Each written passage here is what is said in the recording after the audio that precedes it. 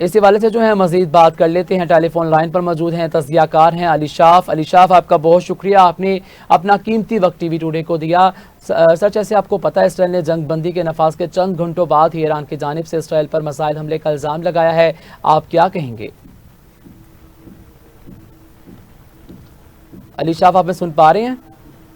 जी बताइएगा, सवाल रिपीट कीजिएगा, आपकी आवाज़। सर, इसराइल ने जंग बंदी के फौरन चंद घंटों बाद ही ईरान की जानिब से इसराइल पर मिसाइल हमलों का इल्ज़ाम लगा दिया है, आप क्या कहेंगे? देखिए जी, जो जंग बंदी होनी थी और जो सीज फायर का सारा प्रोसीजर है वो हो चुका है रात को। और अगर डोनाल्ड ट्रंप जो है वो ट्वीट कर रहे हैं और कतर से भी खबरें आ रही हैं कि जो मीडिएशन सारी कतर ने की है, तो उसके बाद ये सारी चीजें आपको पता है कि ये एक पार्ट ऑफ गेम है। एक रवायती एक मीडिया गेम होती है कि जरा वो जो एक आपने हवा भरी होती है अपने लोगों में दोनों तरफ जंग के हवाले से, उसको थोड़ा सा आहिस्ता आहिस्ता जो है ना वो स्लोली टोन डाउन करना होता है। तो ये एक बस वो एक रूटीन की बातें हैं। बाकी जो सीज फायर है वो तो हो चुका है, ऐलान भी हो चुके हैं, कंफर्मेशन भी हो चुकी हैं।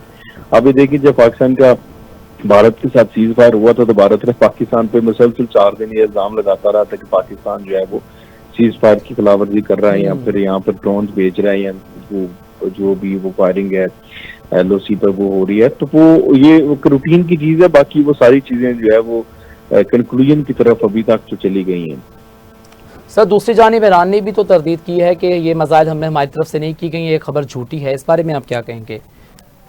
देखें, ईरान के कुछ जो तज्जियाकार हैं, कुछ लोग हैं वहाँ पे, मतलब स्कैटर्ड इंफॉर्मेशन है वहाँ से भी ना।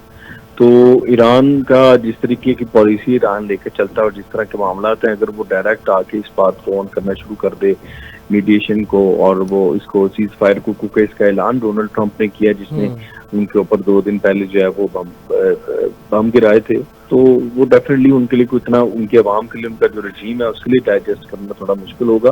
तो शुरू में मेरे ख्याल से वो इस वजह से ये बातें कर रहे हैं। बाकी जो मीडिएशन है बैकडोर जो कतर की के जरिए हुई है वो मेरे ख्याल से हो चुकी है। चूंकि कल वो जो कतर वाला सारा मामला था, कतर में जो ईरान ने सर, ये आपके पॉइंट ऑफ व्यू से इस बात में कितनी सदाकत हो सकती है कि जो इसराइल पर हमले किए गए हैं वो ईरान की जानिब से किए गए हैं दोबारा से? देखिए, वो जो मैं पहले भी बात कर रहा हूँ, जो जंग के मामला होते हैं, जंग में पूरी तौर पर सीज फायर का ऐलान तो हो जाता है, लेकिन जरूरी नहीं है कि वो जंग जो चल रही होती है, जो वहां पर महाज होते हैं, महाजों पे भी उसी वक्त जो है वो सीज फायर हो जाए, टाइम लगता है। तो ये हल्की फुल्की तो जो है वो शरारतें चलती रहनी है। कुछ 4-5 दिन आपको इस पे इस तरह की खबरें मिलेंगी। अगर तो वाकई सीज फायर हो चुका है और सारी चीजें हैं तो फिर ये छोटी मोटी चीजें जो है ना वो आपको देखने को मिलती रहेंगी। सर, अब ये बताएगा जो सीज फायर का पहले फैसला किया गया है, क्या इस पर इसराइल अमल दरामद करेगा या नहीं?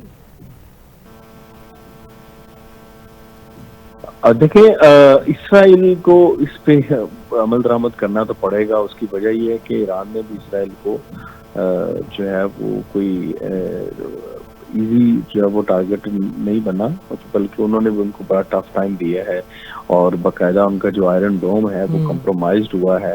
वो जो एक क्लेम करते थे कि वो 100% जो है वो उसका डिफेंस सिस्टम है, वो आपने देखा कि 60 से 40% जो है वो कंप्रोमाइज था और वहां से वो इंटरसेप्ट नहीं कर पा रहा था। तो उनके लिए भी तो मुश्किल थी। रोजाना रात को जो है वो ईरान यहाँ से 300-400 मिसाइल जो है वो फायर कर देता था। तो टफ टाइम तो है उनके लिए, टफ टाइम था। तो वो भी इस तरफ आना तो चाहता था इसराइल भी, और उनको फेस सेविंग भी चाहिए थी। और उस फेस सेविंग के लिए जो है वो अमेरिका को बीच में डाला गया। अमेरिका ने अपना किरदार अदा किया और उस किरदार में भी आपने देखा कि जो ट्रंप फौरी तौर पर ईरान पर जो है वो हमला करना चाहते थे, B-2 बम्बर पर भेजना चाहते थे, वो उन्होंने पहले तो उसको 2 हफ्तों के लिए मौखर किया। 2 हफ्तों के लिए मौखर करने के बाद वो 48 आवर्स बाद जो है वो उन्होंने वही काम किया। अली शाफ साहब, ये बताइएगा, जैसे कि आप देख रहे हैं कि सीज फायर का मामला चल रहा है, क्या इन सबसे मशरिक़ वस्ता में कोई रिलीफ की कैफियत आ सकती है? आपकी आवाज़ बहुत कम आ रही है, तो रिपीट कीजिएगा। सर मैं ये आपसे पूछ रहा हूँ कि मशरिक वस्ता में कोई रिलीफ की कैफियत आप देख सकते हैं इस मुतल्लिक, जो अवाम में भी महसूस की जा सके इन सब के बाद, सीज़ फायर के बाद? अवाम में रिलीफ की कैफियत? जी जी, मशरिक वस्ता में रिलीफ की कैफियत जो अवाम महसूस कर सकती है। जी जी जी, देखें वो नो डाउट ये जंग ही मशरिक वस्ता में, मिडल ईस्ट में जंग थी सारी, सारा उसका जो बेस था वो तो मशरिक वस्ता ही था। तो अगर तो ये जंग जारी रहती तो मशरिक वस्ता तो क्राइसिस का शिकार हो चुका था।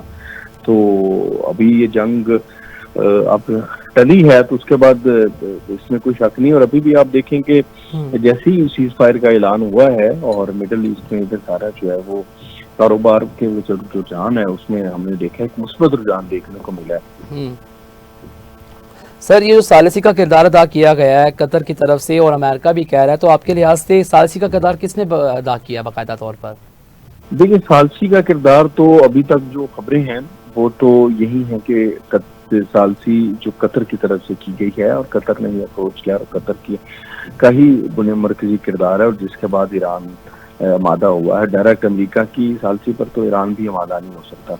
तो कतर के बगैर तो चीज़ें जो है वो पॉसिबल नहीं है। और कतर की फ़ज़ाई हदूद की खिलाफवर्जी की और कतर में ही अमरीकी अड्डों पर जिस तरह से ईरान ने मिसाइल फायर किया तो उसके बाद एक लाइबिलिटी भी थी ईरान के ऊपर, क्योंकि एक था कि अपने ही दोस्त मुल्क के ऊपर जो है इस तरीके से करना एक बड़ी जो है वो एक ऑकवर्ड सी सिचुएशन थी। तो उस दौरान हो सकता है कि ईरान को भी फिर थोड़ा सा वो मामला अपने बेहतर करने का मौका मिल गया हो कतर के साथ। जी सर, जैसे कि आपको पता है हमारा राब्ता मुनक़ता हो गया। सर आपका बहुत शुक्रिया, आपने अपना कीमती वक्त टीवी टुडे को दिया।